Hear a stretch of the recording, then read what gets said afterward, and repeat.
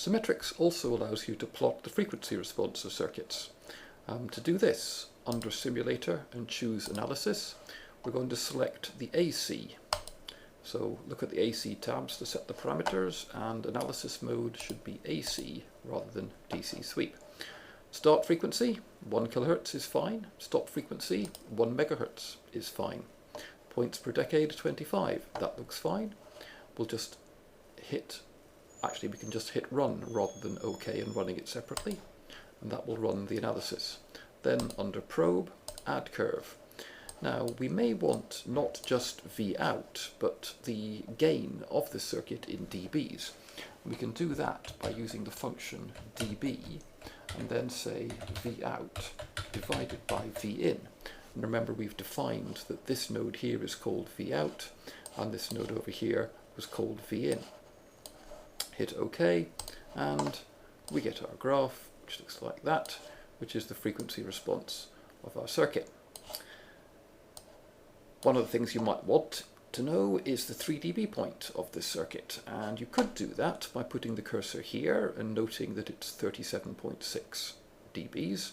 I'm reading that from this point down here.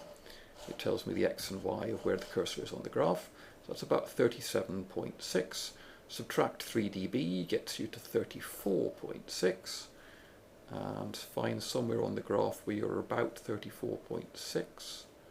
Going to be somewhere around here, so that's maybe around, I don't know, 63 kilohertz or so. Or of course, since that's such a common thing to want to do, there's a button for it. You can just press display the 3 dB point of a high pass filter like this one, and it will tell you that it thinks it's at 55.69 or so kilohertz. And that's almost entirely due to the input capacitor, which is currently set to 1 nanofarad. Supposing you wanted to do a whole set of AC frequency responses for different values of the current gain of the transistor, the beta of the transistor. You can do that as well. Simulator, choose Analysis, AC, but this time enable multi-step.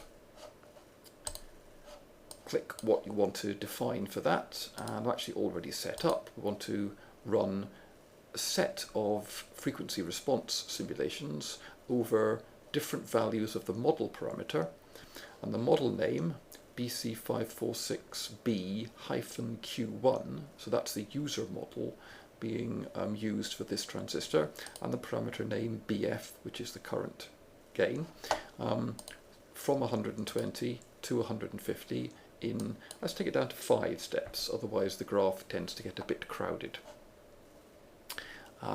OK, and run those. And now if I go into probe and do add curve, I could type dB V out over V in again, but there's no need to because it remembers the last things I typed. I could just select it from there and hit OK. And now I get this, which is a set of 5 graphs, all of which are different values of BF. I can select one of the graphs and ask it what is the 3 dB point of that graph. Answer 55.73 or so kilohertz.